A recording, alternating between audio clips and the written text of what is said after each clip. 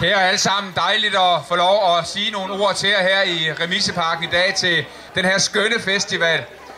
Skønt at kigge ud over den her forsamling af mennesker.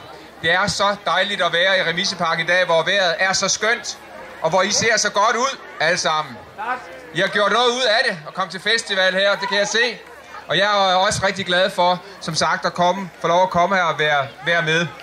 Fordi der er så meget, vi kan sige hinanden tak for i forhold til alt det, der foregår her i området omkring Remiseparken, i urbanplanen, og ikke alt det, der trækker så mange mennesker netop til det her område. Ikke mindst Bondegården, som jo er et stort trækplaster for hele Amager.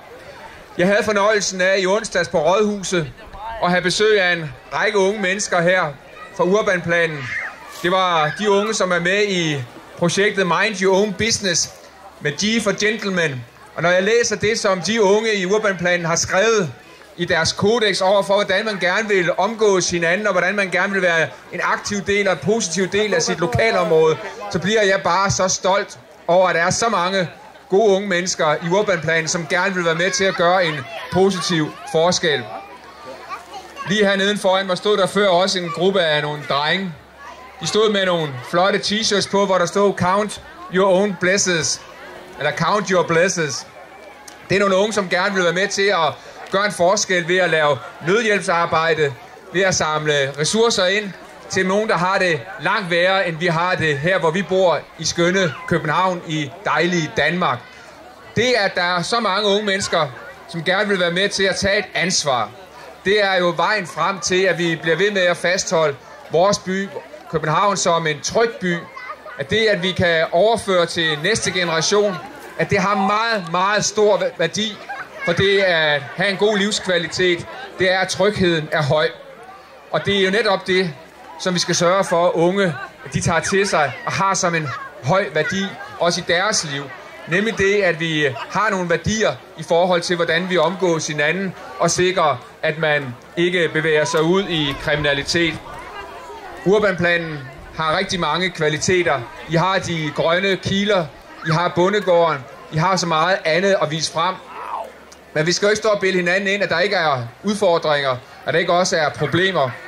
Det er derfor, at vi i samarbejde med alle de positive kræfter her i området, gerne vil lave et nyt partnerskab. Vi ved nemlig det, at hvis vi samler alle de positive kræfter og samarbejder om at løfte et kvarter, så kan vi få nogle af de utryghedsfaktorer ud, som er i et lokalområde.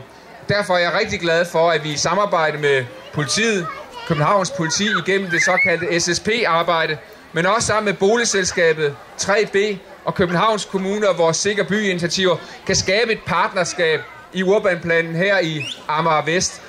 Det skal nemlig sørge for, at alle jer, der bor her, er med til at sikre, at kvarteret og jeres område bliver ved med at være og kan udvikle sig til at være et endnu tryggere sted at bo.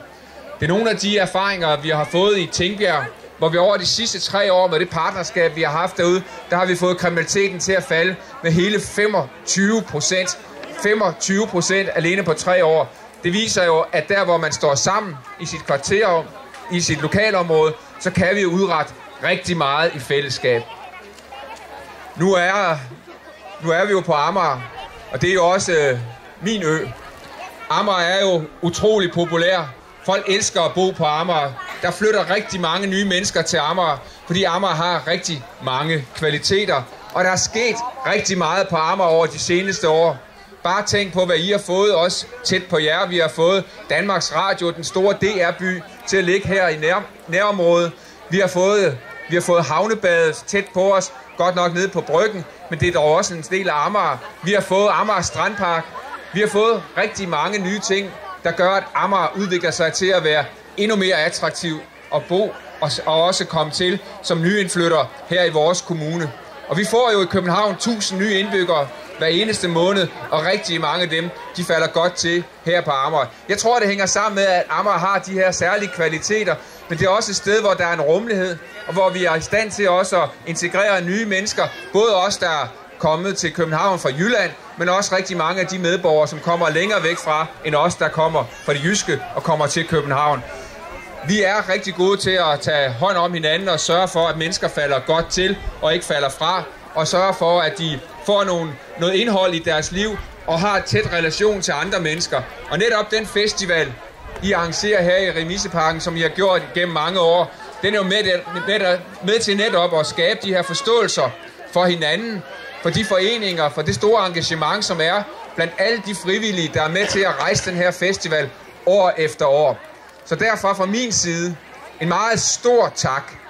En stor tak til alle jer frivillige, der er med til at sikre, at den her festival kan gentage sin succes år efter år. Og tak til alle de lokale kræfter og de foreninger, der er med til at sikre, at der er også i dagligdagen, ikke kun på festivals, men også i dagligdagen, en lang række rigtig gode tilbud til børn og unge, men også til voksne, og ikke mindst også til de mange ældre mennesker, mange af de pensionister, som bor i Urbanplanen og Hørgården og hele området her, at de også har et meget, meget stort udbud af forskellige aktiviteter, de kan gå til og selv har mulighed for at engagere sig i det og tage et ansvar også i forhold til sine ældre medborgere. Må jeg med de ord ønske jer alle sammen en fortsat rigtig god festival. Tak fordi jeg må komme og være en del af det. Ha' en rigtig god festival. Fortsat god dag alle sammen.